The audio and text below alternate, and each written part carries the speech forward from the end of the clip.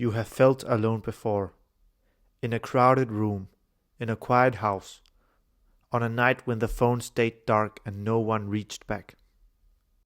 But you have never been the last of your kind, the only mind left on earth that thinks the way you think, that remembers the way you remember, that feels the exact weight of being you. 40,000 years ago, someone was. And you know them by a single word, Neanderthal. And for almost everything you were ever taught about them, you were taught to picture something wrong. A hunched brute, dragging a club, grunting in a cave, too stupid to survive. But that picture is a lie. But the truth is far stranger. The truth is that they were, in almost every way that matters, people. Their brains were as large as yours, in some cases larger. They planned, they remembered.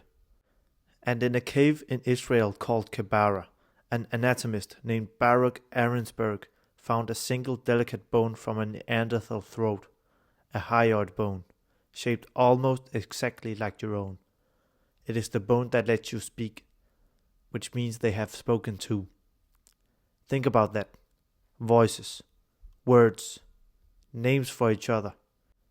They cared for their sick. They buried their dead. In a cave called Shanidar in the mountains of northern Iraq, an archaeologist named Ralph Solecki uncovered a Neanderthal skeleton laid carefully in the ground, surrounded by clusters of ancient pollen. He called it the flower burial. Scientists still argue about that pollen, whether grieving hands placed those flowers or whether burying animals carried them in. But the body was placed there on purpose. Someone dug the grave. Someone lowered him in. Does an animal do that? They made tools with real skill. They controlled fire. They wore pigment on their skin, strung beads and shells, and pressed their hands to the cave walls in the dark. In Spain, a scientist named Derek Hoffman dated red markings deep inside 3 caves to more than 64,000 years ago. That is long before your own ancestors ever set foot in Europe. If those dates hold, then the first artists of that continent were not people like you. They were Neanderthals. Now hold that in your mind for a moment. They had families. They had grief. They looked up at the same moon you will look at tonight, and something behind their eyes wondered about it. For roughly 350,000 years, they lived across Europe and the Near East. That is almost 10 times longer than all of recorded human history. They were not a failed experiment. And then slowly, they began to disappear. Around 45,000 years ago, a new kind of human was spreading out of Africa. Taller, thinner, better at trading over long distances, better at holding huge networks of strangers together. That new human was your ancestor. And wherever your ancestors went, the Neanderthals thinned out, retreated, and fell silent. It probably was not a war. There was no single battle. It was quieter and sadder than that. A slow squeeze, a little less territory each generation, a little less food, a few more winters that the children did not survive. Their small, scattered bands were pushed to the edges of the world, into the last warm corners of the map.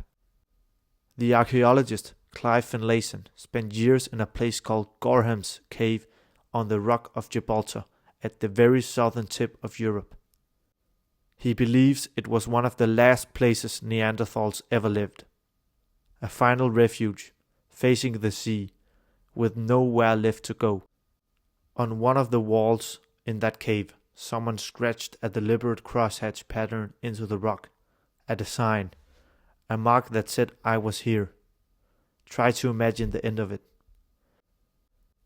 The radiocarbon scientist, Tom Higham, has spent his career dating exactly when the last Neanderthals vanished, and their answer keeps landing near the same terrible number. Around 40,000 years ago, the signal goes quiet. The tools stop. The fires go cold.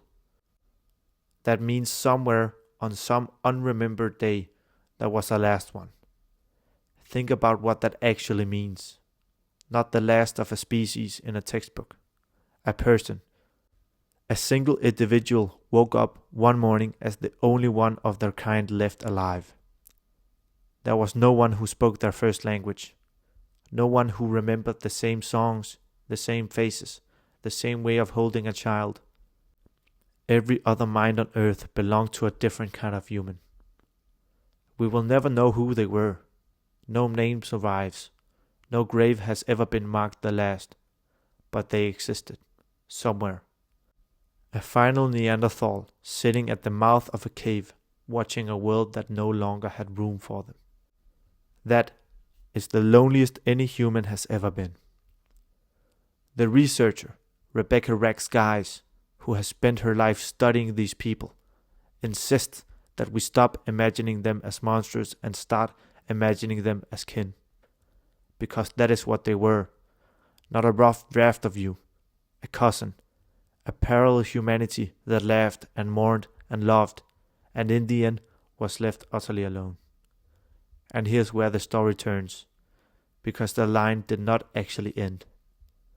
In 2010, a geneticist named Svante Parbo did something that seemed impossible.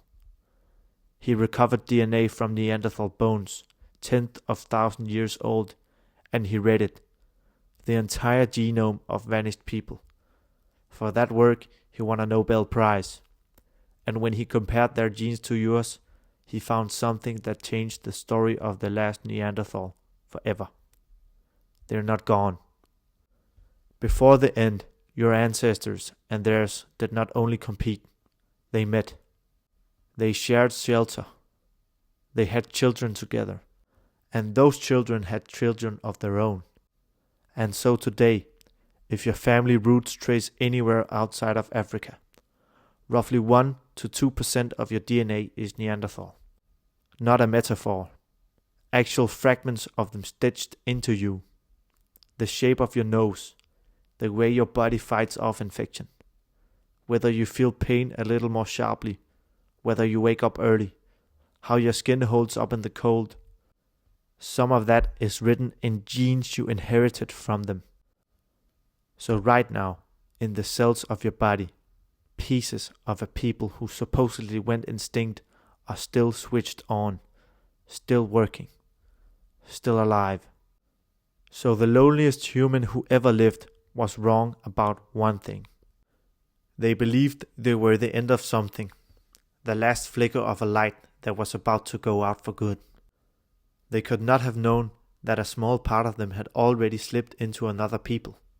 A part that would ride out the next 40,000 years, cross every ocean, build every city, and end up here, in you.